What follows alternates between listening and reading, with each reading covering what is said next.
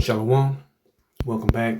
First and foremost, I want to give all glory, praises, and honors to Yahweh, by Hashem, Yahweh Shai. I want to give double honors to the apostles and elders of Great Millstone, and salutations to Yakim pushing his word in sincerity and in truth. Back on another lesson.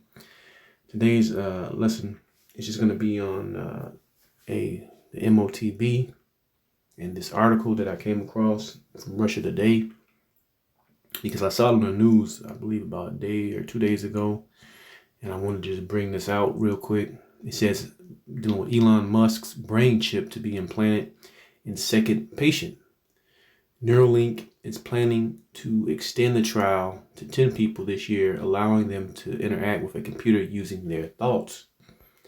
The U.S. health regulator has granted permission to Elon Musk Neuralink to implant a brain chip in a second patient, despite some initial issues with the first test subject, the Wall Street Journal reported on Monday. The brain chip startup received approval from the Food and Drug Administration to conduct a trial with a second patient using a modified procedure after the companies proposed to fix the problem that occurred with the first test subject, the outlet said.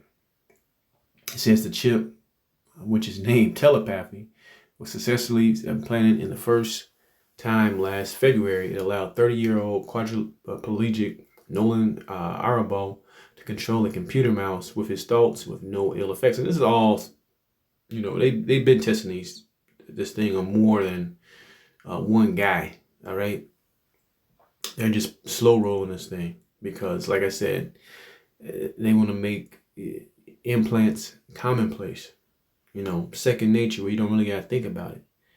Right? And this is just the first so-called shooter drop.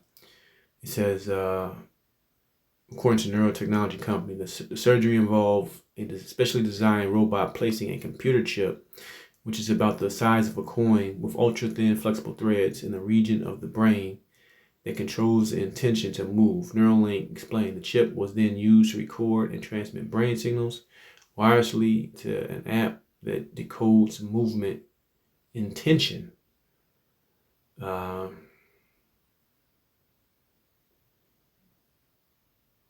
Jump down. It says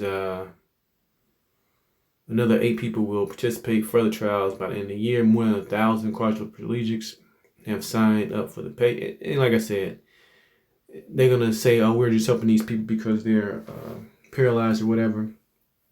This is gonna give them hope, this, that, and the other. But it's the start of, once we get it in a person, it can behave that way. It behaves this way. And like I said, they want to make it commonplace, because this thing will be used for more than just trying to help people walk or control a computer without having to use their limbs. So I'm going to go right to the scripture. Revelation chapter 13. I'm going to go right to the point, 16. It says, "And he causeth all, both small and great, rich and poor, free and bond, to receive a mark in their right hand or in their foreheads." All right. "And no man might buy or sell, save he or except he that has the mark or the name of the beast or the number of his name." Right. So this thing is going to get to a point, whether by people wanting this technology, and eventually it's going to become a force. Remember when the pandemic was going on, and it got to a point where you had to have a card saying you had took the zombie juice, and if you didn't have that card, you couldn't get into certain places. You couldn't go to certain jobs, right? You couldn't participate in certain areas of the economy, right? If you didn't have it.